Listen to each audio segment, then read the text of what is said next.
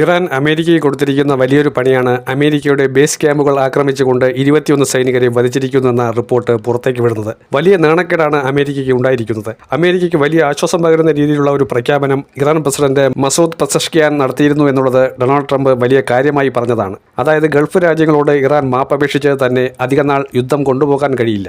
Gulf നാടുകളിൽ Iran ഒറ്റപ്പെട്ടിരിക്കുന്നു. ഒരു രീതിയിലുള്ള ആക്രമണവും അവിടേക്ക് നടത്തില്ല. അതുകൊണ്ട് തന്നെ അമേരിക്കൻ എയർബേസുകൾ സുരക്ഷിതമായിരിക്കുമെന്ന വ്യാഖ്യാനമാണ് ഡൊണാൾഡ് ട്രംപ് നടത്തിയത്. എന്നാൽ ആ വ്യാഖ്യാനം കൃത്യമായി കെണിയൊരുക്കി ഇരയെ കാത്തിരിക്കുന്ന ഒരു സാഹചര്യം പോലെയായിരുന്നു ഇറാൻ സൃഷ്ടിച്ചെടുത്തത്. അമേരിക്കൻ എയർബേസിലെ ആക്രമണത്തിൽ ആരും തന്നെ കൊല്ലപ്പെട്ടിട്ടില്ലെന്നും ഇറാൻ കൊടുക്കുന്നത് തെറ്റായ വാർത്തയാണെന്ന് അമേരിക്കൻ മാധ്യമ ഏജൻസി പറയുന്നുണ്ടെങ്കിലും അതെല്ലാം ഡൊണാൾഡ് ട്രംപിന്റെ നുണ മാത്രമാണ്.